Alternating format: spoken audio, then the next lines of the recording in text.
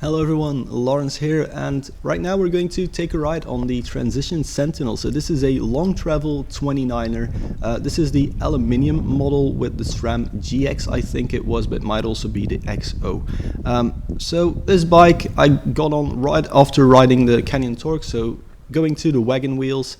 It's quite a different layout bike as well, and this one is also aluminium, which may have changed my opinion about it a little bit. It comes with Michelin tires, which were new to me. I mean, they're probably great tires, but I've never ridden those before.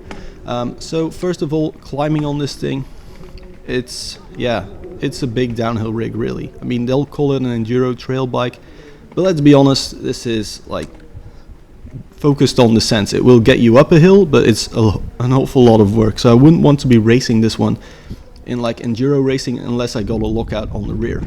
The sending was really good actually, but it felt really stiff. So whereas with the Torque I had a lot of the small bump sensitivity, this one was rock solid from the start. Now that can obviously be down to the suspension tune, and I only had this bike for like 25 minutes, so I didn't have the time to set up the suspension the way I liked it.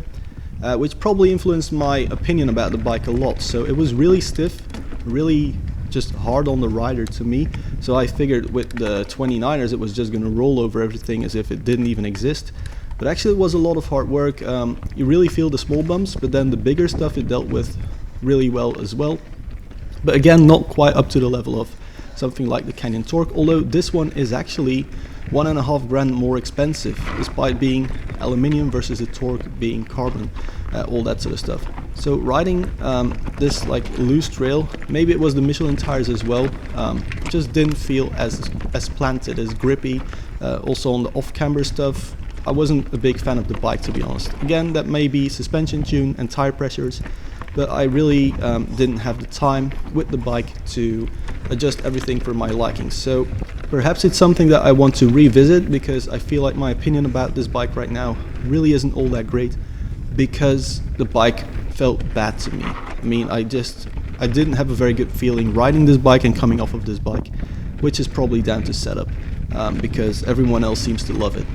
So yeah, take everything, as I say in the disclaimer at the start, with a pinch of salt, grain of salt. Anyway, the bike seems to jump all right, so it's quite stable, especially at higher speeds. The bike is really stable.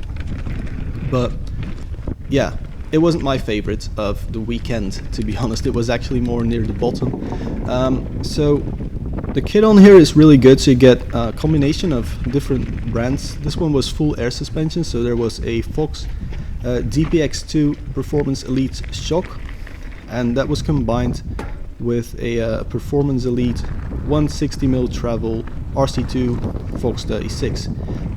And yeah, there was just a weird combination of parts on there. So also a race face turbine, crank on there, some RockShox remote on the stealth dropper, and then SRAM code RSC brakes.